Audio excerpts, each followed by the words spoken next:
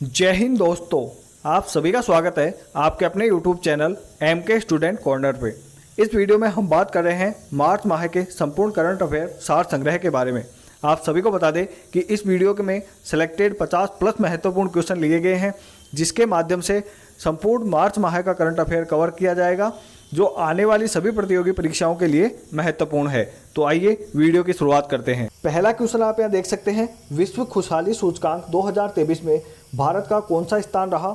Important question है, तो आप सभी को ध्यान रखना है। इसका जो सही आंसर है ऑप्शन सी की अपन बात करें तो 126वें स्थान पर भारत विश्व खुशहाली सूचकांक 2023 में रहा है।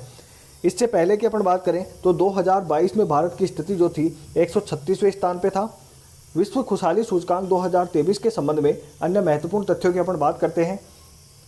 तो आगे आप यहाँ देख सकते हैं कि प्रथम स्थान की अपन बात करें तो फिनलैंड प्रथम स्थान पर रहा है, और आप सभी को ध्यान रखना है कि लगातार 6वीं बार जो है फिनलैंड प्रथम स्थान पर रहा है। अंतिम स्थान की अपन बात करें तो अफगानिस्तान जो है अंतिम स्थान पर रहा है। भारत की बात अपन करते हैं तो 126वें स्थान पर रहा है।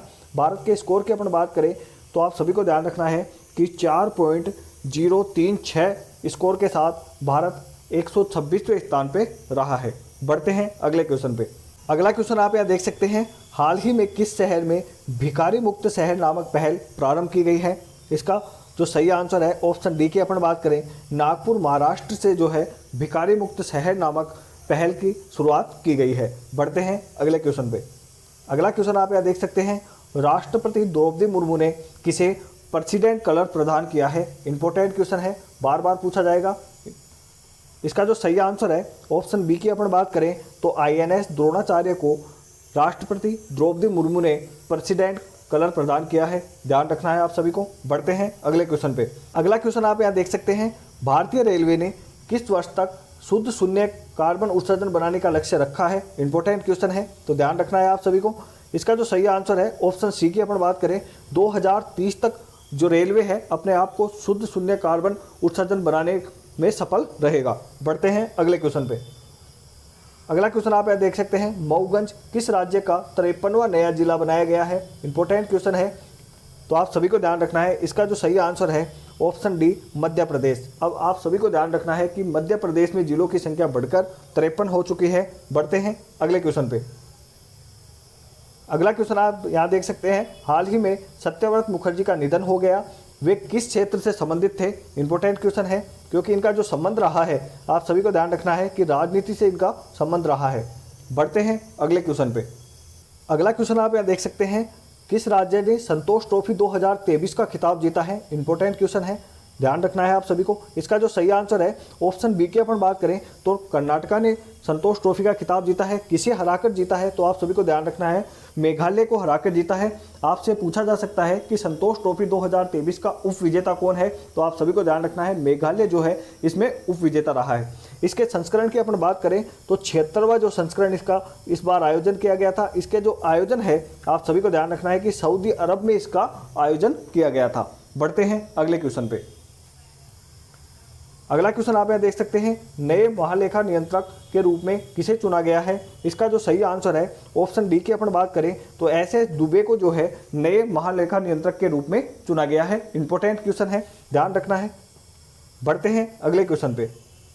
अगला क्वेश्चन आप यहाँ देख सकते हैं कि 32वां व्यास सम्मान के लिए किसे चुना गया। इंपॉर्टेंट क्वेश्चन है, आप सभी को ध्यान रखना है कि 2022 के लिए ये दिया गया है, 2023 में ये दिया गया है। इसका जो सही आंसर है ऑप्शन डी की अपन बात करें तो डॉक्टर ज्ञान चतुर्वेदी जी को जो है 32वां व्यास सम्मान दिया गया है। इनके उपन्यास का आपको ध्यान रखना है कि पागल खाना नामक रचना के लिए इनको व्यास सम्मान 2022 दिया गया है। बढ़ते हैं अगले क्वेश्चन पे।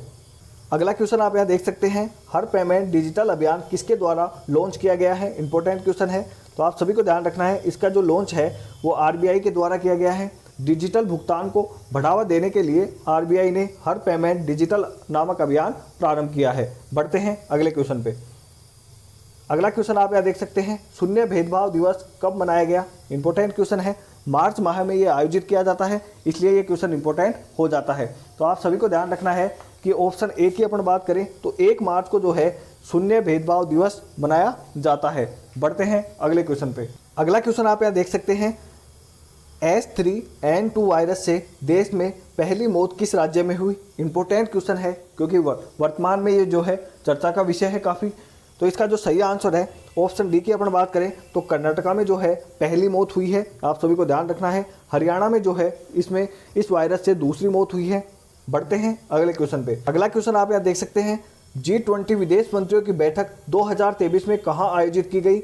इंपॉर्टेंट क्वेश्चन है। G20 से कोई भी क्वेश्चन बनता है तो वो क्वेश्चन एग्जाम में रिपीट होने की पूरी संभावना होती है। इसका जो सही आंसर है ऑप्शन डी की अपन बात करें तो नई दिल्ली में इसका आयोजन किया गया।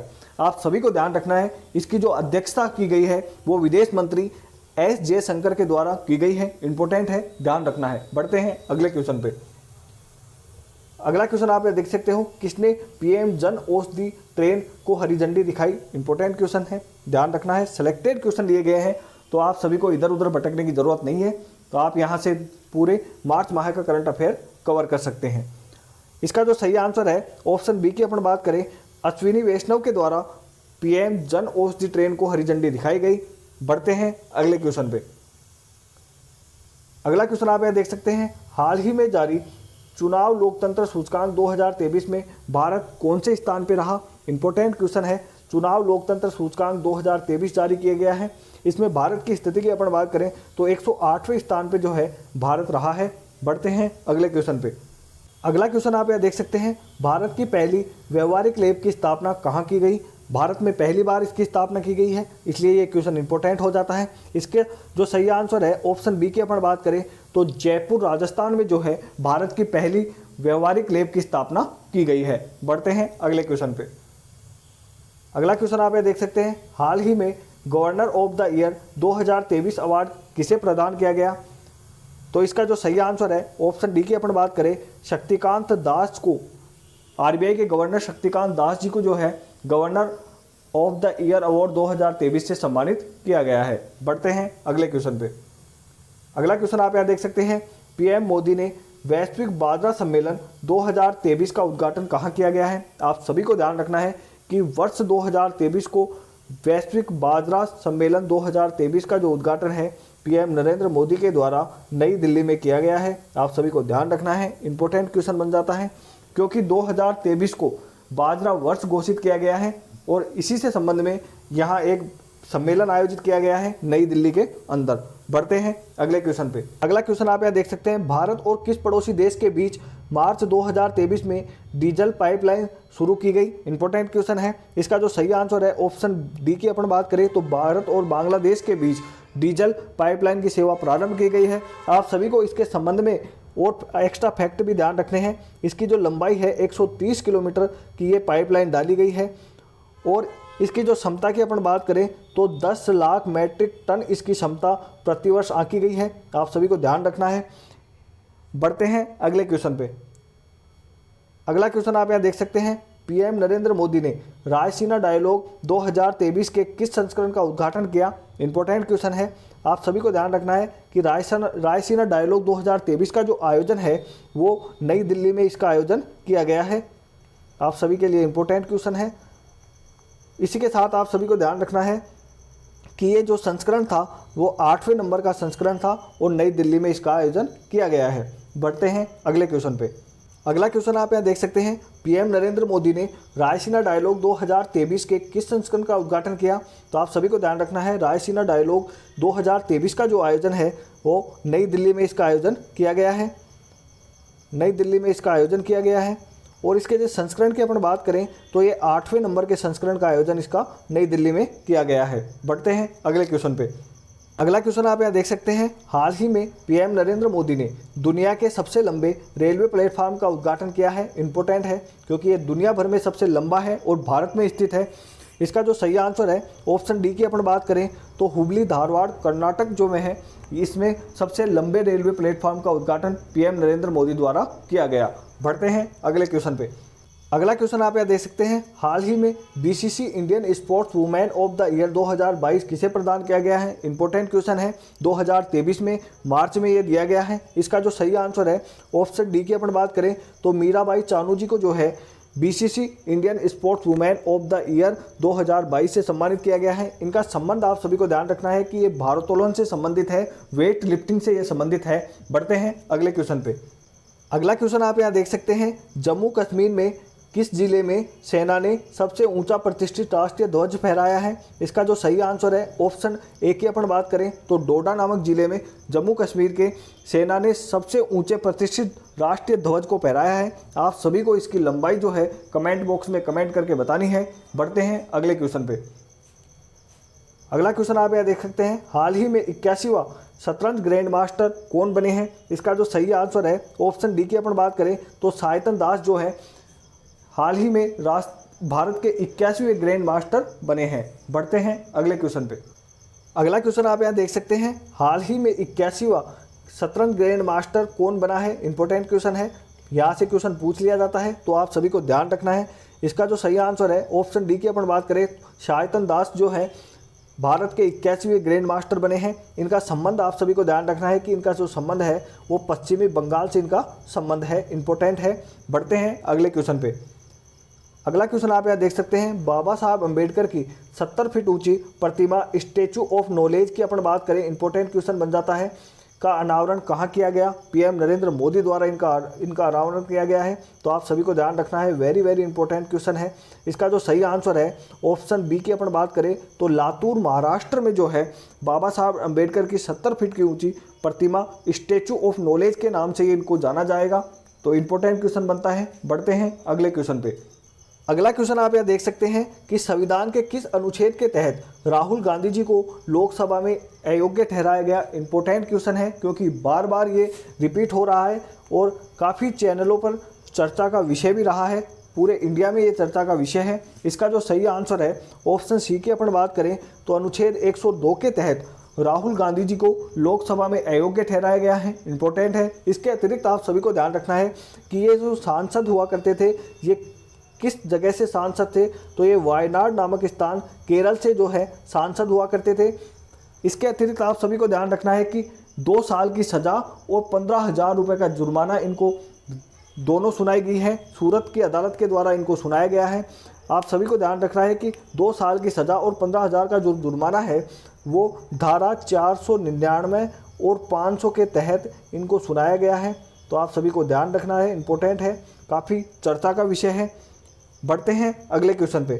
अगला क्वेश्चन आप यहाँ देख सकते हैं, एशिया की सबसे बड़े तरल दर्पण दूरबीन की अपन बात करें, इसका उद्घाटन कहाँ किया गया? इंपॉर्टेंट क्वेश्चन है, एशिया का सबसे बड़ा है और भारत में स्थित है, इसलिए ये क्वेश्चन इंपॉर्टेंट हो जाता है, आप सभी को ध्यान रखना है। इसका जो सही आंसर है ऑप्शन डी की अपन बात करें तो उत्तराखंड में ये इसका उद्घाटन किया गया है। उत्तराखंड में भी स्पेशल जगह आपसे पूछे तो देव स्थल नामक स्थान पर इसका उद्घाटन किया गया है, इंपॉर्टेंट है, ध्यान रखना है। बढ़ते हैं अगले क्वेश्चन पे। आगे बढ़ने से पहले चैनल पे नए हो तो चैनल को सब्सक्राइब करो, वीडियो को शेयर करो। अगला क्वेश्चन आप यहाँ देख सकते हैं, हाल ही में ग्रीन पोर्ट और शिपिंग में भारत में पहले राष्ट्रीय उत्कृष्टता केंद्र की स्थापना कहाँ की गई? इंपॉर्टेंट है, भारत का पहला राष्ट्रीय उत्कृष्टता केंद्र है, इसलिए इंपॉर्टेंट बन जाता है। इसका जो सही आंसर है ऑप्शन डी की अपन बात करें तो गुरुग्राम में जो है भारत के प्रथम राष्ट्रीय उत्कृष्टता केंद्र की स्थापना की गई है। बढ़ते हैं अगले क्वेश्चन पे।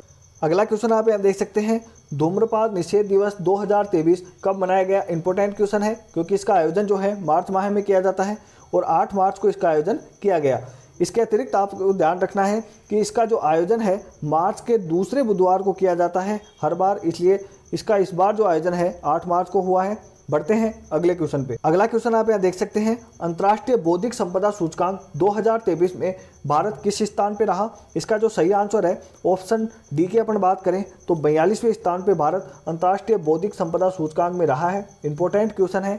इंडेक्स से अगर क्वेश्चन पूछा जाता है तो बौद्धिक संपदा सूचकांक का क्वेश्चन आना स्वाभाविक है।